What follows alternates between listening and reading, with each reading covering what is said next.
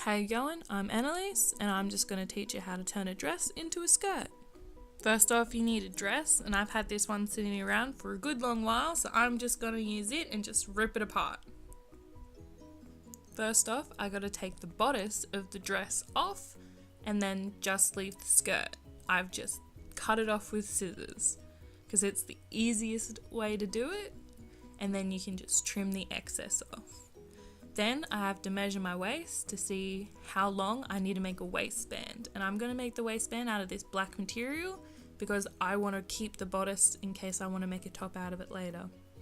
When making a waistband, you have to make sure that you leave a 1-inch seam allowance on both ends of it so that you just have enough material to be able to fold it over and make it look nice when you're all done with it.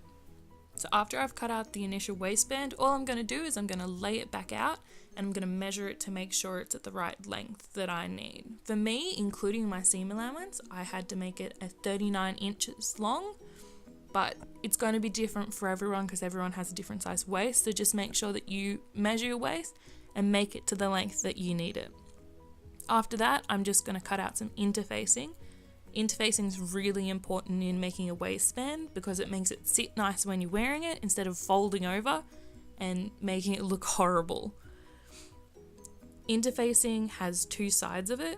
If you're using the fusible one like me, one's a matte side and one's a shiny side. Make sure that you put the shiny side down when you're ironing over it because that's the part which will actually stick to the fabric.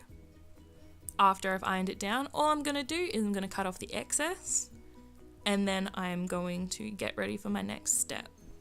So what I'm going to do is I'm going to be unpicking the stitches on the side seam from the top of it down to the top of this pocket that's in there. All I'm doing is I'm getting a seam ripper and I'm just ripping the seams apart. And then I'm just going to do that down to where the pocket is so that I have enough space to put in a zipper. Putting a zipper in means that I'm able to get the skirt on and off really easy and means that you don't have to use something like elastic. Personally, I really don't like using elastic, but if you're more comfortable doing the elastic method for a waistband than you are a zipper method, you're able to do that with this as well.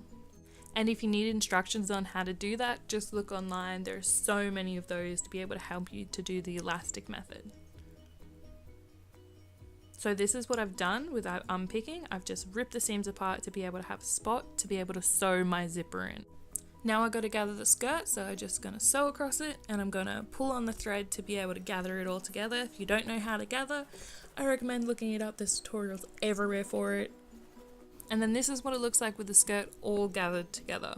Now I'm just pinning the waistband to the skirt right sides together, basically meaning both sides that are going to be looking outwards at the end of it. Now I'm just going to try the skirt on. It's so important to do this, especially if you don't have a dressmaker's model. Now I'm just going to sew the waistband down onto the skirt. With sewing a waistband onto the skirt, sometimes you can not go over the seam that you've just previously made with the gathering. So with this, I find the easiest way of getting rid of them is to use your unpicker to get rid of them, so you don't have to do any more sewing. Now I'm just going to cut off the excess seam allowance so that it's nice and flat. And then I'm going to do an overlocking stitch over that so that the material doesn't fray while I'm wearing it or when it goes through the washing machine.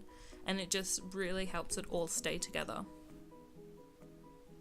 Then I'm just going to fold over maybe 1 centimeter of the fabric on the other side of the waistband, just so that it has a really, really nice edge and it doesn't look bad when you fold it down.